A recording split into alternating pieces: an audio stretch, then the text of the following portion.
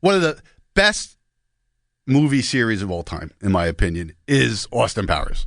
Have you seen that movie, Jim? Are you too young? No, it's amazing. It's amazing, right? Yeah, it's classic. It's a classic. All three of the movies of Austin Powers. And, Mike Myers, he wrote it. He did all the characters. It's just an amazing performance. I think it's just brilliant. It's underrated, I feel like, too. Like, it doesn't get talked about as much as it should. Yeah, it's something that every few months I get a hankering to watch one of the movies.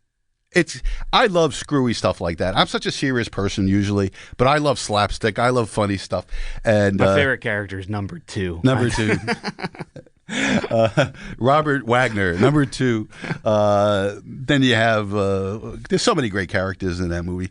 A lot of nice women to look at too. Yeah, that's great. That 70s disco kind of way. But Goldmember, he loves gold, and you know why he's called Goldmember, right? An unfortunate smelting accident. So he has a golden member, as they say. Anyway, he loves gold, and I love gold too. And the one thing about gold is that it's indestructible. All the gold that's been ever mined, including back in biblical times or in Egyptian times, the gold that was jewelry on a wealthy Egyptian woman is still around today. It doesn't go anywhere. It may be melted down. It may be in bars. It may be in different kind of jewelry. It is still there.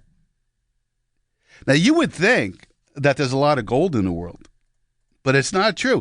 If you took all the gold, melted it down, and made a cube out of it, it's only about 70 feet in dimension. 70-foot cube is all the gold that's ever been mined. 201,000 tons. It would fill like an Olympic swimming pool. That's it. And gold has retained its value throughout history. There's an old saying that an ounce of gold could buy a good man's suit at any time. And that's true. When gold was $35 back in the 20s and 30s, $35 would buy a very nice man's suit. Today at $2,000 an ounce almost, it would buy a very nice man's suit. So it keeps pace with inflation. It retains its value. It's wealth protection. So all the gold in the world that has ever been mined is still around in one form or another. Some of it, as I said, may be turned into jewelry. Some may be sitting in vaults as bullion. So the World Gold Council estimates that miners have historically extracted a total of 202,000 tons of gold. And if all the above ground gold were stacked beside each other, the resulting cube would only measure 22 meters on each side. So where is all this gold? Well, nearly half of all the gold that's ever been mined is in the form of jewelry. And India and China have been a huge market for that. I mean, you got billions of people in those two countries, not surprisingly. And different cultures, view gold differently. I mean, in India, gold is almost revered. It's almost like a religion there. For weddings, you don't give money to people, you give gold. And central banks own a lot of gold. Supposedly, the United States is supposed to be the biggest holder of gold, 8,000 plus tons. Supposedly, it's in Fort Knox. Nobody's looked at it since 1953. So is there 8,000 tons there? Is there 4,000 tons there? Is it nothing there? It's pretty curious that nobody's been allowed to audit it. What would happen to the U.S. dollar if we found out that we've sold all that gold or we lent it out? Dollar would crash. Maybe that's why nobody's looked at it, because it's not there. So China, everybody lies about the gold they have. Now, the U.S. may be lying that they have 8,000 when they have nothing. China says they only have like 2,000 tons. They probably have 15,000 tons. In China, every gold mine has to sell their gold to the central bank and never leaves the country.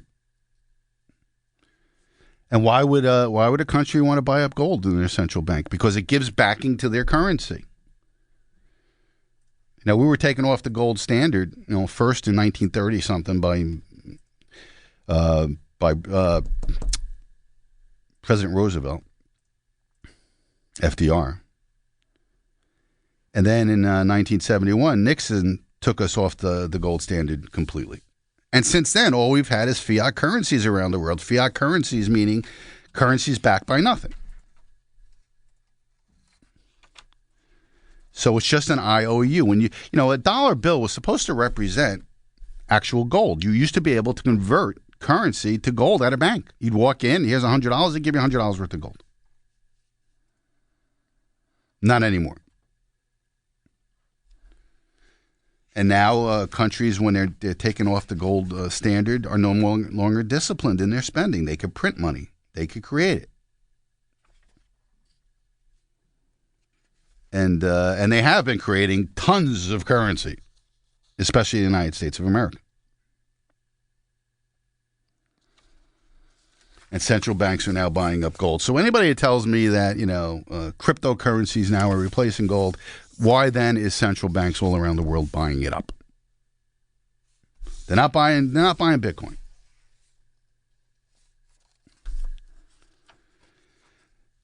So let's look at gold. Let's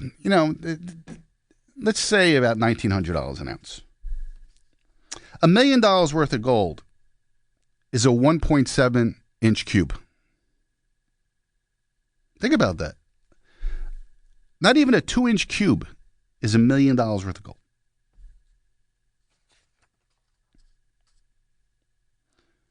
All the gold used for electrical connections in the space shuttle would be worth $1.6 million today.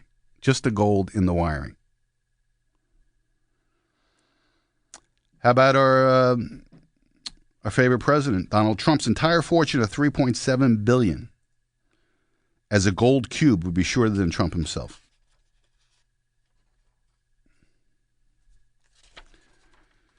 The fortune of the richest man on earth, Bill Gates, would take up only 9 feet cube.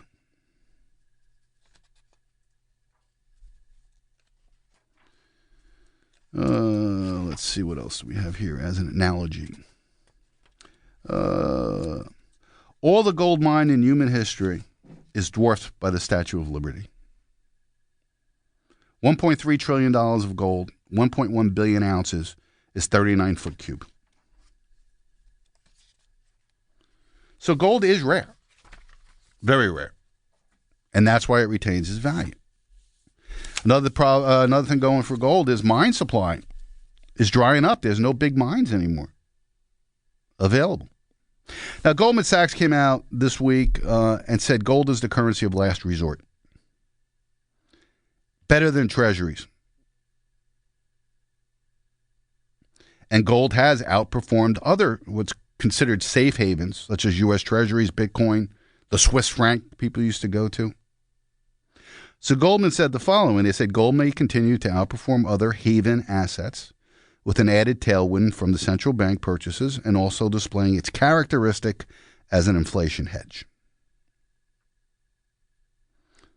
And they expect gold prices, Goldman says, the recent escalation with Russia create clear stagflationary risk to the broader economy. Stagflation, that's a term you're going to start hearing a lot of now. Stagflation means you have inflation very high while the economy is contracting or is stagnant. It's probably the worst economic scenario you could have. Because if you have a stagnant economy and the economy is not growing, people aren't getting better jobs and all that, and the price of everything's going up, well, think about it. As a family, that's not a good situation for you. Stagflation is horrible. Last time we had stagflation was back in the 80s, 70s and 80s. The last time we had a big inflation problem. The Atlanta Fed came out this week and estimates the first quarter GDP in the United States is 0. Now, if you recall, the fourth quarter GDP in 2021 was actually just recently revised up to 7%. So it's dropping from 7% in the fourth quarter to 0 in the first quarter of 2022. And probably will go negative in the second quarter, which now you're looking towards recession. An inflationary recession, that's stagflation. Goldman comes out and says the recent escalation with Russia created a clear stagflationary risk to the broader economy, driven by higher energy prices, which we talked about when we opened the program, which reinforce our conviction in higher gold prices in the coming months and our $2,150 per ounce target. Specifically, Goldman's Damian Corvelin writes that gold is the currency of last resort. Gold acts as an effective geopolitical hedge and an inflationary hedge.